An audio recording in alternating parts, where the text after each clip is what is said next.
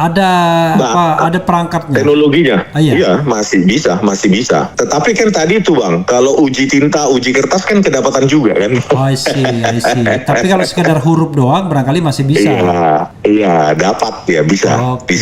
Tapi untuk Iya. Times New Roman sudah pasti bukan ya. Bukan Bang, Oke. jelas itu bukan gitu loh. Kalau UGM masih bersikeras itu teknologi cetak, teknologi digital tahun 1985, maka semua dunia akan menertawakan lah. Oh gitu ya. Saya harap- Anda yakin? Duh, Bang, ya inilah Bang. Itulah kerja Yakin, itulah 11.000 triliun persen. itulah kerjaan Anda ya.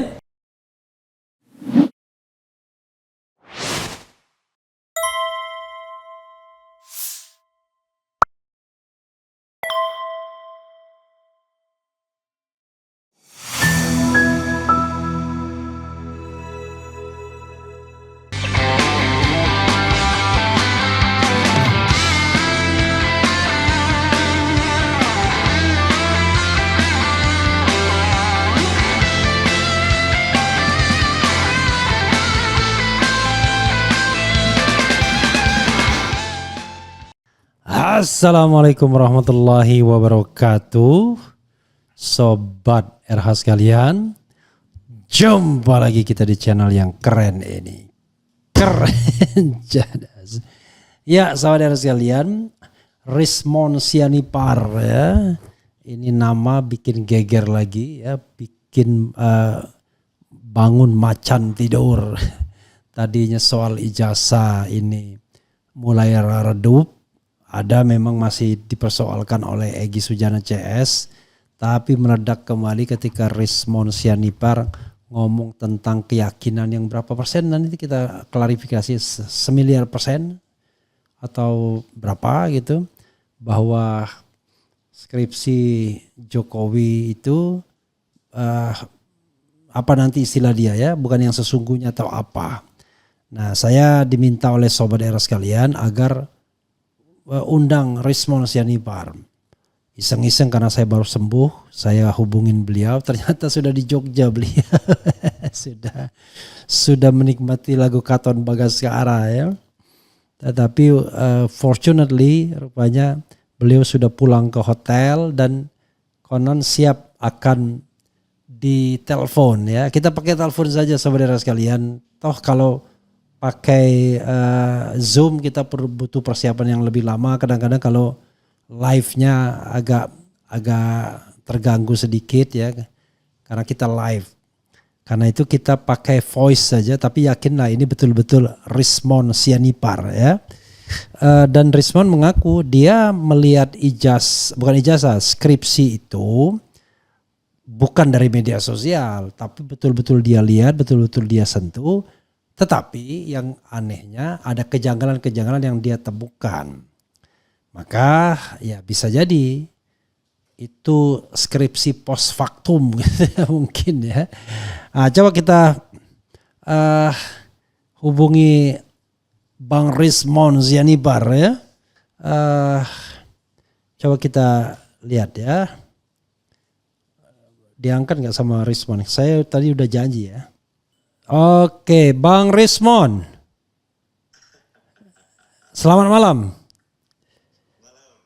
Nah, jadi suara Anda sudah coming out ya di Refli Harun Channel. Ya, jadi ngomongnya sudah harus formal dan tertata. Soalnya sudah live. Ini live, saya sengaja live-nya pakai voice saja. Tapi ini bener Rismon ya. Berapa persen benernya ini? Berapa persen? 11.000 triliun persen. Oh, 11.000 triliun persen kalau betul-betul Rismon ya. Oke. Oh, katanya suaranya tidak terdengar. Nanti coba agak gedein sedikit Bang Rismon. Udah Bang? Sudah. Oke, enggak suaranya. Coba kita lihat karena saya cuma membuka HP dan kemudian mendekatkan HP ke mikrofon. Tetapi kita lihat apakah memang terdengar atau tidak. Enggak terdengar ya? Oh. Saya sih dengar Bang, jelas. Oh iya, kalau Bang Rismon pasti mendengar, tetapi ini saya juga mendengar, tetapi maksudnya untuk pemirsa kita. Untuk pemirsa. Ya, jadi untuk pemirsa kita nanti kita buka satu ini lagi, mikrofon lagi, agar bisa menjadi tandem dari ini. Makanya saya tidak pakai Zoom. Kalau Zoom kan lebih berat lagi dia. Voice saja bermasalah kan? Karena memang ini live sih ya. Kalau live itu memang resikonya kadang-kadang ya trafficnya kan, kita mengandalkan internet ya. Ini antusias ini sobat era sekalian mau dengar suara Rismon. Rismon apa bro? Rismon Sianipar Bang. Rismon Sianipar. Apa lagi? Ada tambahan lagi? Rismon Hasiholan Sianipar. Oh, Rismon Hasiholan Sianipar. Tamat UGM 98. Ya. Cocok itu. 94. Cocok itu waktu ada Krismon berarti. Iya. Makanya cocok namanya Rismon Sianipar ya. Luar biasa. Udah masuk Bang suaranya? Udah masuk, insya Allah masuk ya. Mudah-mudahan udah masuk nih suaranya. Masuk sudah.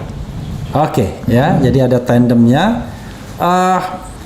Yang ingin saya klarifikasi bro ya, adalah pernyataan Anda mengenai Anda melihat sendiri skripsi atas nama Joko Widodo.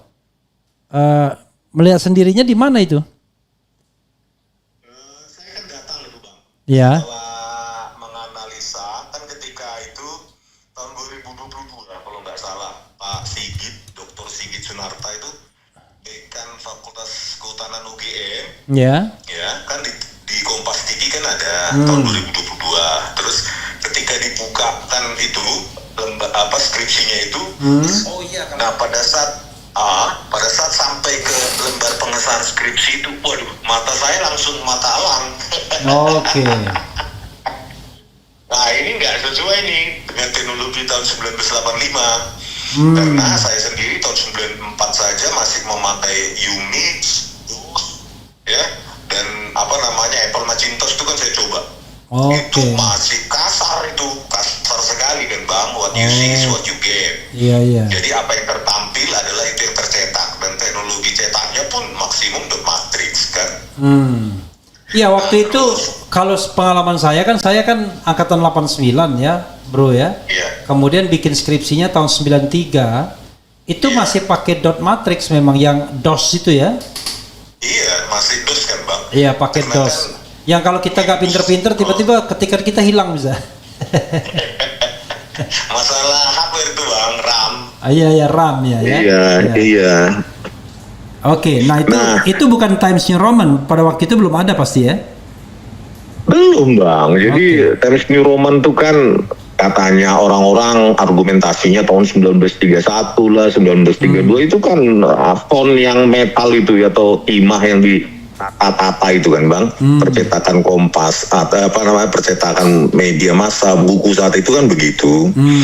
Nah tetapi kalau versi digitalnya itu ya disebarkan ya lewat Windows 31. Mereka beli license gitu dari koleksi fontnya namanya TrueType dan OpenType gitu. Nah disitulah ada di dalamnya Times New Roman.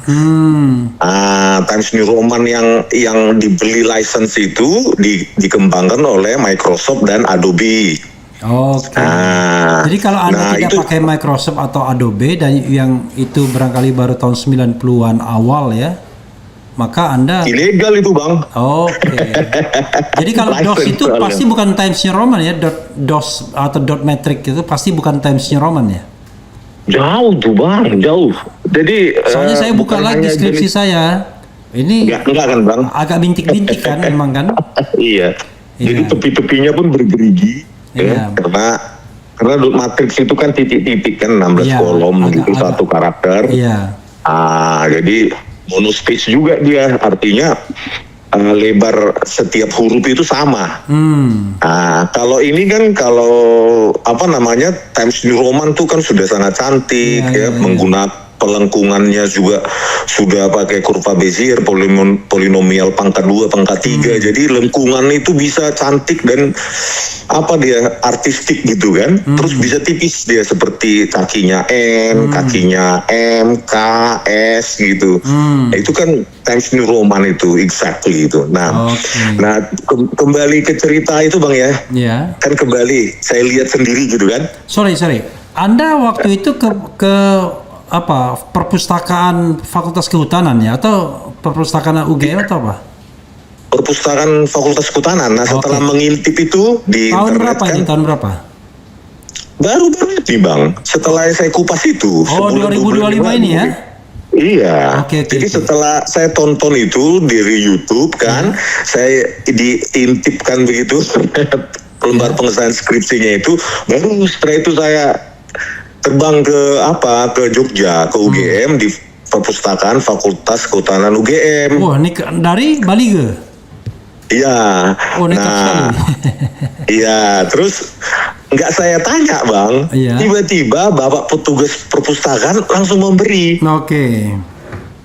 Nah, ya itulah saya pegang itu, saya pegang, sentuh ya, saya raba, terus saya amati 5 menit itu Bang, cuma dikasih, diawasi, terus saya foto beberapa lembar itu, mulai dari halaman judul, lembar pengesahan sampai prakata dan beberapa halaman di dalamnya. Iya. Itu deh. Itu biasanya ke orang kalau mau ke perpustakaan lihat skripsi itu biasanya nggak dibatasi ya. Nah, alasannya Bang, udah digitalisasi.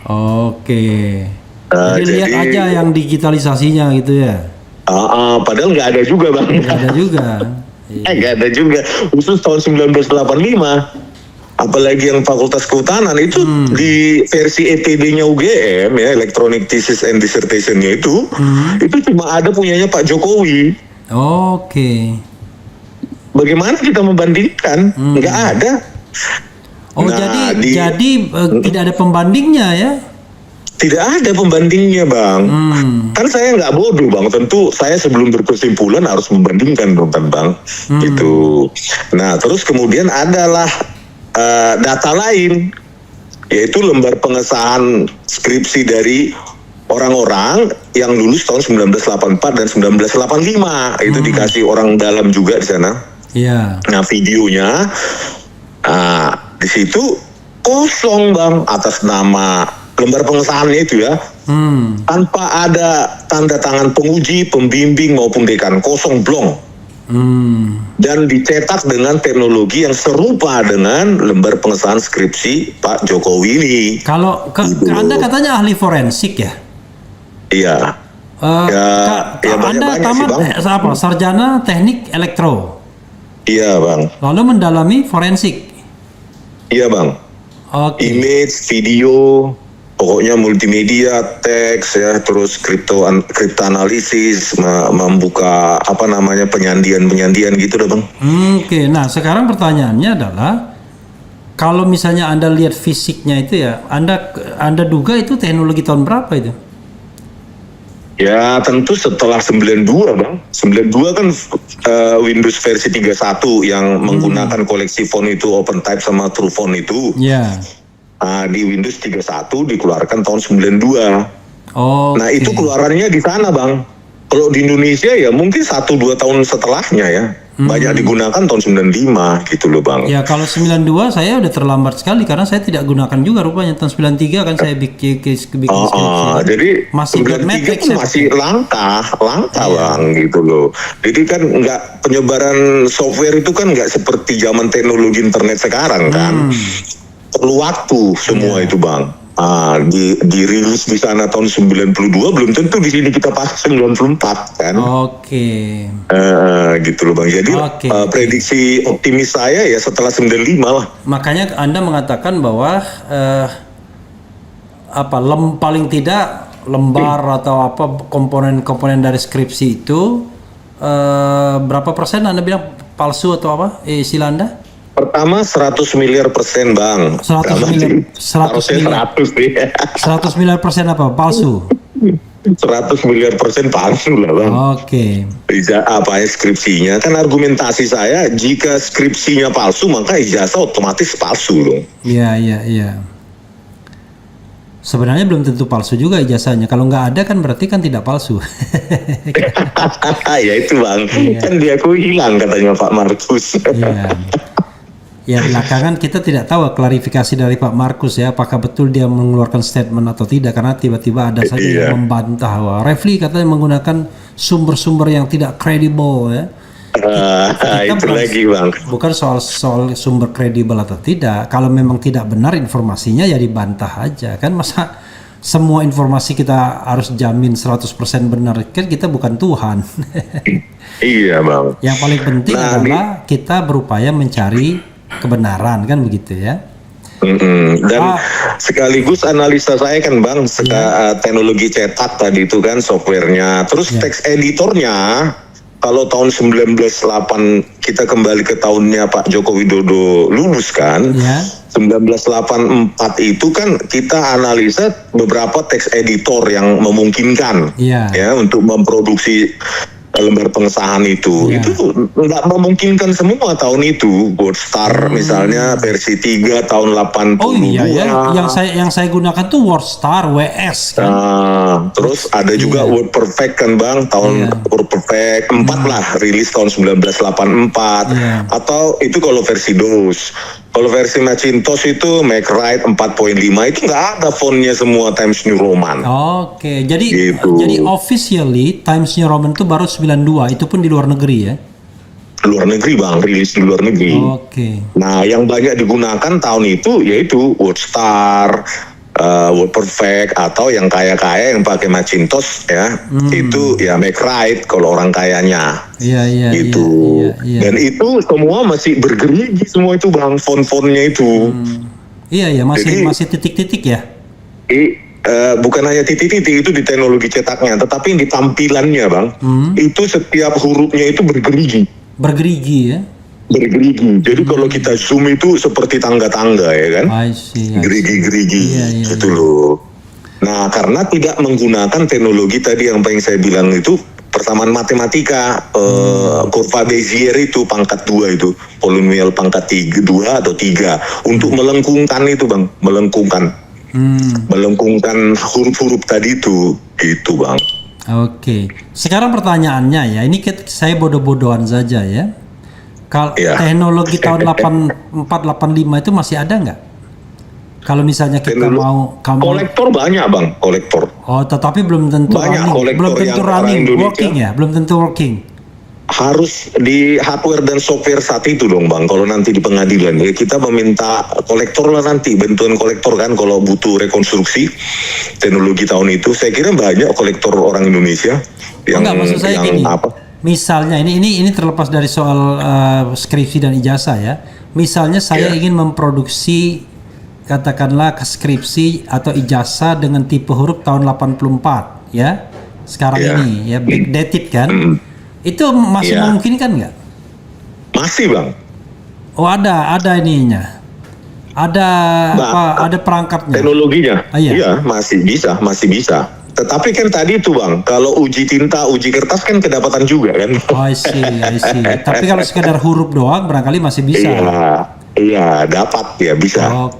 Tapi untuk Times New Roman sudah pasti bukan ya? Bukan bang. Jelas itu bukan gitu loh. Bro sekarang posisinya di mana sekarang? Di Jogja. Di Jogja. Ngapain di Jogja? Makan di ramai kaki 5. Menyajikan sajian berselera gitu. Gudeg bang, gudeg. Jadi bro di elektro angkatan berapa tadi? 94 selesai 98. Selesai 98. 98 bang, November. Bro orang pinter dong. Teknik elektro lagi. Jarang orang 4 tahun lolos. Zaman saya kalau teknik itu 7 tahun baru selesai. Ya bisa jadi lah bang. Karena kalau fakultas teknik jarang sekali orang bisa selesai 4 tahun ya. Iya, rata-rata 6-7 tahun gitu ya, Bang. 6-7 tahun gitu ya. Luar biasa. Nah, kembali ke lembar pengesahan skripsi itu kan, Bang. Iya. Jadi kan di internet atau di televisi kan diakui Pak Jokowi dan Pak Kasmujo, dosen pembimbing skripsinya. Iya. Kan tidak sesuai dengan apa yang ada tertulis di lembar pengesahan itu kan. Oke. Pak Ahmad Soemitro, meskipun namanya sebenarnya Ahmad Sumitro tanpa OE gitu. Itu sendiri pengakuan itu, kesesuaian itu nggak ada. Jadi ya itu kan perlu kita tanyakan besok. Jadi ada dua hal yang terkait dengan ini ya. Penggunaan teknologinya dan kedua informasi yang tersaji itu bermasalah dua-duanya. Iya. Dan tidak ada lembar pengesahan penguji, tidak ada tanda tangan, Bang. Oh, di lembar pengesahan penguji nggak ada? Nggak ada, skripsinya itu kan saya pegang lembar demi lembar, saya foto. Nah, setelah pembimbing utama dan dekan, itu nggak ada lembar pengesahan yang ditandatangani oleh dewan pengujinya, dosen pengujinya siapa saja dan tanda tangannya bagaimana gitu, nggak ada. Saya buka, saya punya lembar pengesahan skripsi kan, wah itu ada tuh tanda tangan dosen pengujinya.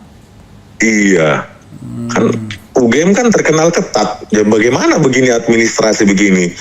Tapi info terakhir katanya sudah gusar katanya di sana. Oke. Nah, Anda kan kapan diterima, besok atau besok lusa? Tanggal 15, Bang. Berarti teman-teman belum ada yang datang sampai sana? Atau sudah ada? Belum ada koordinasi sih, Bang. Oh, belum ada koordinasi. Karena yang saya dengar dari Rizal Fadila yang juga saya undang ke sini, itu diterimanya jam 8 pagi. Iya, katanya sih cuma 5 orang saja katanya. Oke. Itu pun cuma 1 jam katanya. Iya, katanya dari jam 8 sampai jam 9 itu 1 jam. Iya, dan menurut informasi dari Dr. Roy Suryo katanya Bu Ova Emilia, Rektor UGM, berhalangan hadir pula kan. Itu yang kita sesalkan juga. Biasanya berhalangan hadirnya itu akan disesuaikan. Kalau Anda datang tanggal 16, dia berhalangan hadirnya tanggal 16. Karena kalau memang barang itu tidak ada kan akan susah juga. Padahal kan kalau kita kan simple saja. Kalau memang ada, ya sudah tunjukkan. Selesai, case close kalau memang secara forensik itu benar adanya kan. Iya. Tapi kalau secara forensik patut diragukan, ya kita tidak bisa terima mentah-mentah saja dokumen yang ditunjukkan kan begitu. Kalau UGM masih bersikeras itu teknologi cetak, teknologi digital tahun 1985, maka semua dunia akan menertawakan lah. Oh gitu ya? Anda yakin? Bang? Ya inilah Bang. Itulah kerjaan Anda ya? Iya Bang, kan dari situ kan ada tadi tuh sidiknya kan, yaitu apa namanya kaki-kakinya, lengkungannya itu nggak sembarang nih. Ini udah pakai kurva Bezier ini saya bilang matematika. Jadi nanti Anda belum koordinasi ya dengan teman-teman yang bakal datang siapa aja ya, belum ya? Ada tadi Pak Nizam atau Pak apa ya tadi telepon? Pak Azam. Oh Azam, ya Azam dari TPUA juga, dari tim pembela ulama dan aktivis juga, Pak Azam. Azam kan menginfokan bahwa yang diterima katanya cuma 5 orang, tapi mereka bersurat lagi supaya meminta jatah 20 orang. Oke. Ya mudah-mudahan Anda termasuk salah satunya karena Anda kan yang melihat langsung skripsinya kan. Dan barangkali juga Anda minta hadirkan skripsi yang Anda cuma sempat rabas sedikit tadi. Mudah-mudahan nama saya bukan yang ditolak ya. Oke. Ternyata yang diterima adalah orang yang dianggap tidak tahu kan. Tadi pertanyaan tentang apa tadi itu pakai deep face itu ya? Iya.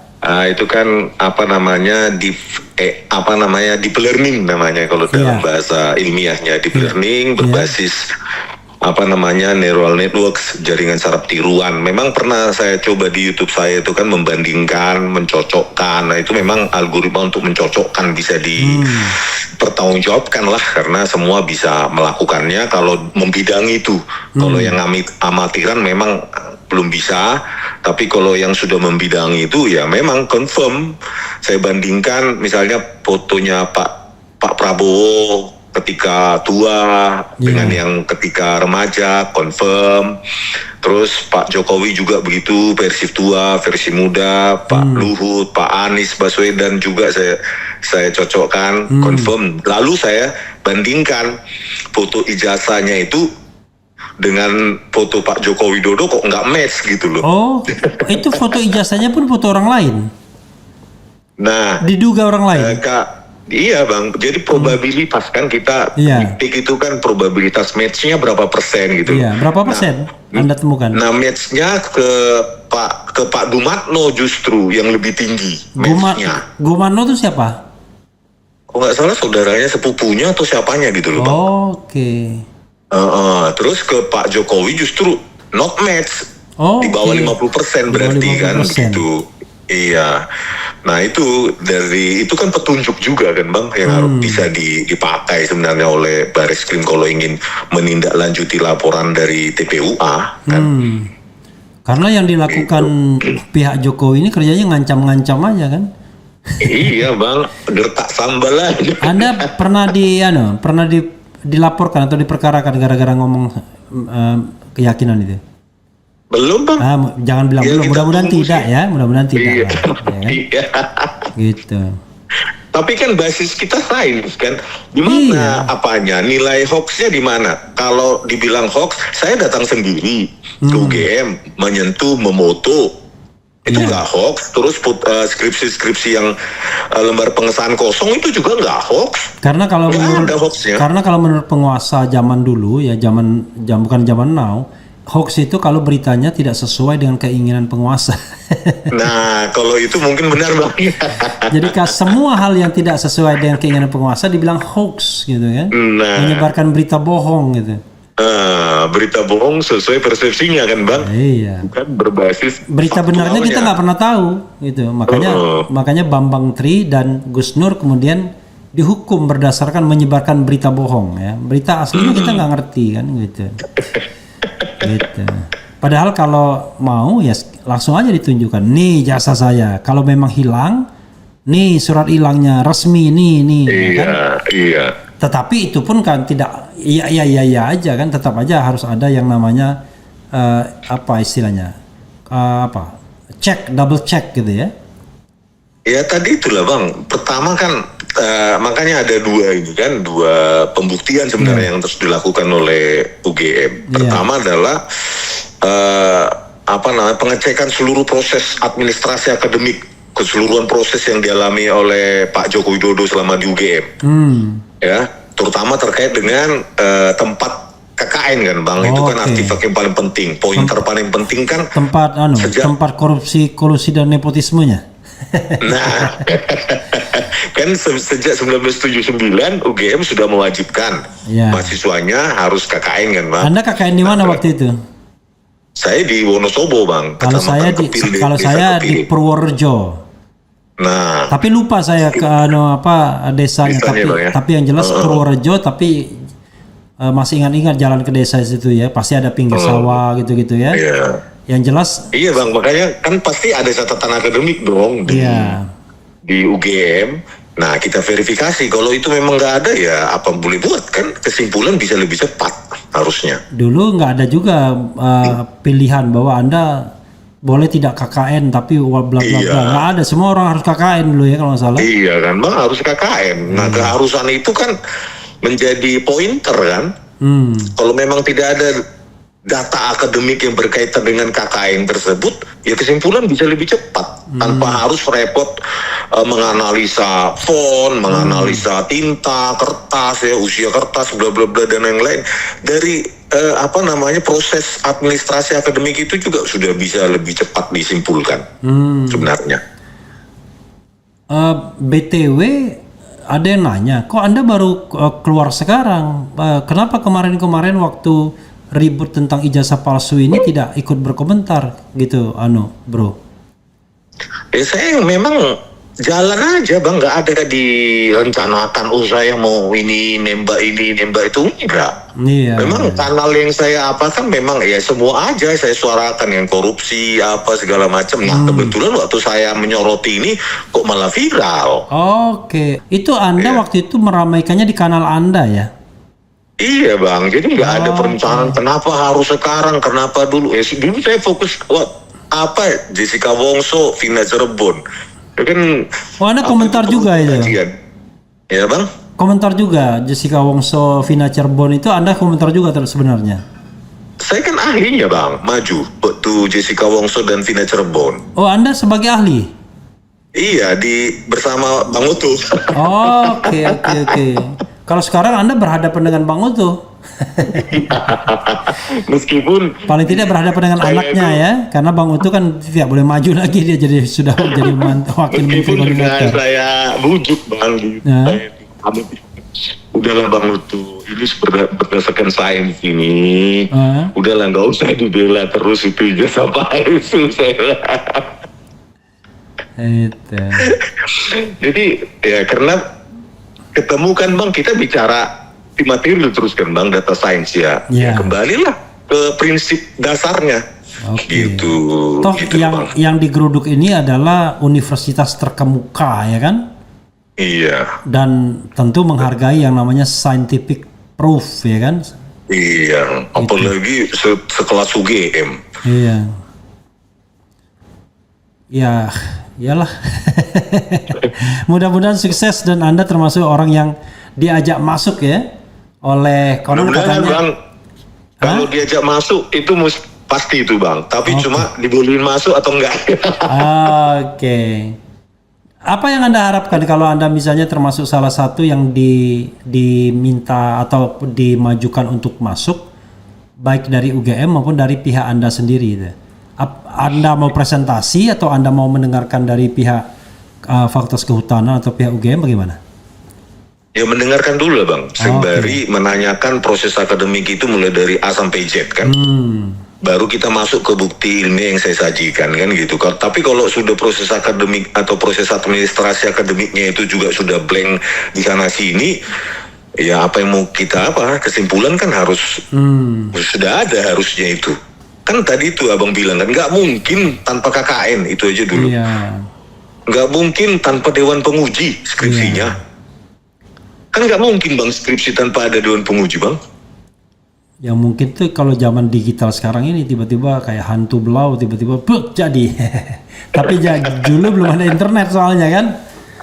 Apalagi kan gini bang, nama dosen penguji pembimbing ini kan dulu sangat ketat ya. Antara U dan OE pun dosennya kan bisa marah saat itu. Dia bisa dia coret sama dia. Iya bang. Itu kan sangat ketat jangankan waktu zaman Pak Joko Widodo atau zaman Bang Refli, zaman saya saja tahun 98 lulus itu titiknya aja kurang disuruh cetak ulang. Iya, karena dosennya memang dia scrutinize-nya tinggi kan, karena nggak banyak rangkap-rangkap jabatan soalnya. Kalau sekarang kan dosen banyak rangkap jabatan. Ditambang ya bang. Macam-macam lah pokoknya. Oke. Bro Rismond, mudah-mudahan sukses ya pertemuan tanggal 14 itu, dan mudah-mudahan 15 bang. Oh tanggal 15 ya, kalau 14 kan besok, tanggal 15. Dari tanggal 15 itu Anda ikut ke Solo setelah itu tanggal 16 rencananya? Iya dong bang. Ikut? Ikut. Oh udah tanggung ya? Tanggung lah bang, apa yang perlu dikejar yang lain ya memang fokus ke sini ya untuk itu. Oh Anda stay-nya di Balige, sekarang live-nya di Balige? Iya di kampung bang, kerja remote aja bang. Oke, Balige itu kalau misalnya mau ke Jakarta atau ke Jogja ke bandara Kuala Namu berapa lama dari Balige Kuala Namu? Kalau Balige Kuala Namu ke Medan itu sekitar 5-6 jam lah bang. Oke, naik mobil ya 5-6 jam. Baru kemudian Kuala Namu, Jakarta, Jogja. Iya bang. Oke, banyak juga ongkosnya dong Anda. Bisa lah itu bang. Bisa. Kan demi kebenaran. Soalnya kan kadang-kadang orang ngatakan, wah ini gimana nih, ongkosnya dari mana nih? Kalau cuma ongkos doang kan, masa sarjana UGM yang bernama Rismon, tamatan teknik elektro nggak bisa beli pesawat, itu aneh juga. Tiket pesawat ya, bukan pesawat. Bro, sebagai closing statement ada nggak yang mau disampaikan? Silakan, sebanyak-banyaknya terserah aja. Closing statementnya untuk Bu Ova Emilia lah, Bu Rektor, karena info terakhir dari Dr. Roy Suryo kan bilang berhalangan hadir. Kalau mendengar Bu Ova, ya datanglah Bu. Kita kan alumnus sana juga ya, UGM juga, Bu, dan datang juga dengan modal ilmiah. Jadi fair gitu, bisa kita saling membantah di situ, saling perdebatan ilmiah yang sangat menarik sebenarnya. Gitu, nggak ada ya hal yang perlu ditakuti kan, kecuali memang ada tekanan politik kan, Bang. Jadi ya pinggirkan dulu lah tekanan-tekanan politik tersebut, sambutlah bahwa rakyat juga sebenarnya cinta sayang sama UGM. Agar kembali lagi sesuai dengan marwahnya ya, apa yang seharusnya kewajibannya. Gitu Bu Ova Emilia, kalau menonton video ini, YouTube ini, ayolah Bu, yang jadwal yang lain itu pasti kalah penting daripada ini. Iya, ini paling penting. Ini masalah nasional gitu. Yang pasti atensinya jauh lebih gede dibandingkan acara Ova Emilia lainnya kan? Iya. Dan jujur aja lah Bu Ova, nah kalau udah jujur nanti bisa jadi pahlawan kejujuran akademik. Kalau mau jujur ya harus dekat-dekat raja itu. Jujurlah padaku. Itu aja lah Bang pesannya untuk Bu Ova Emilia, Bu Rektor. Salam ya buat teman-teman. Mudah-mudahan Bro nanti kalau ke Jakarta baliknya mampir ke sini biar orang kan lihat lihat betapa gantengnya Rismon ya kan. Itu. Untuk sementara yang tampil di sini cuma fotonya aja ya kan. Iya. Oke Bang, nggak apa-apa lah. Informasinya tersampaikan Bang. Bro Rismon, makasih banyak ya. Bang. Selamat malam. Selamat malam, sehat-sehat Bang. Amin. Malam Bang. Saya matikan ya. Bang. Ya, sobat RH sekalian, tadi itu dengan Rismon Sianipar ya. Jadi Rismon Hasiholan Sianipar, dan kita ya berusaha melakukan klarifikasi. Tetapi enak juga ya pakai telepon begini. Paling tidak lebih interaktif, lebih current. Ya saudara sekalian, itu tadi dari Rismon ya, dan dia yakin sekali, katanya 11 triliun % yakinnya bahwa skripsinya itu palsu. Dia katakan tadi palsu bahasanya ya. Karena tidak ada jenis teknologi itu di tahun 84-85. Dia sebutkan kalau misalnya Times New Roman itu baru digunakan 92, itu pun di luar negeri, dan di Indonesia ya, sepanjang saya tahu, saya pakai WordStar dot matrix itu tahun 93 ketika saya bikin skripsi ya. Jadi saudara sekalian, ya ini sekedar bagaimana kita menguji kebenaran ilmiah, bukan kebenaran dengan ancaman ya. Sudahlah, berhentilah ancam-ancam itu ya, mengatakan menyebarkan berita bohong, hoax dan lain sebagainya. Tidak mesti kita benar, tetapi paling tidak kita bersedia untuk menerima kebenaran. Tapi kalau main ancam sana, ancam sini dan lain sebagainya, menurut saya seharusnya bukan eranya lagi, dan tidak pada tempatnya lagi Prabowo Subianto sebagai presiden terpilih memberikan tempat bagi para petualang yang hanya ingin menggunakan pendekatan hukum pidana untuk menghindarkan masalah. Sekarang ini era transparansi. Ya kalau memang ada ijazahnya, lihatkan. Kalau memang dianggap hilang, ya lihatkan juga surat kehilangannya. Kan itu masalahnya. Wah tidak benar kalau hilang dan lain sebagainya. Yang benar ada. Oke, tidak hilang, ada. Nah adanya itu apa? Scientific proof-nya. Ya kan? Apa bukti akademiknya? Bukti ilmiahnya, kan itu yang dimintakan. Ya, tidak hanya kata-kata doang gitu. Jadi, dan masalah akan selesai kalau selembar surat yang bernama ijazah itu ditampilkan dan kemudian setelah diuji ya oleh para ahli secara forensik dan lain sebagainya mengatakan itu bahwa memang itu ijazah asli, selesai. Anda nggak perlu mengancam sana, ngancam sini, dan para buzzer pun tidak usah beroperasi dengan mengatakan tidak kredibel lah, inilah, itulah, lalu Anda bisa dianggap menyebarkan berita bohong dan lain sebagainya. Kita mencari kebenaran, ya. Dan kalau dalam pencarian kebenaran itu, ya tidak semua dua-duanya pasti benar. Mungkin salah satu yang keliru, tapi paling tidak ada kejujuran untuk memunculkan sisi benarnya tersebut. Begitu ya, saudara sekalian.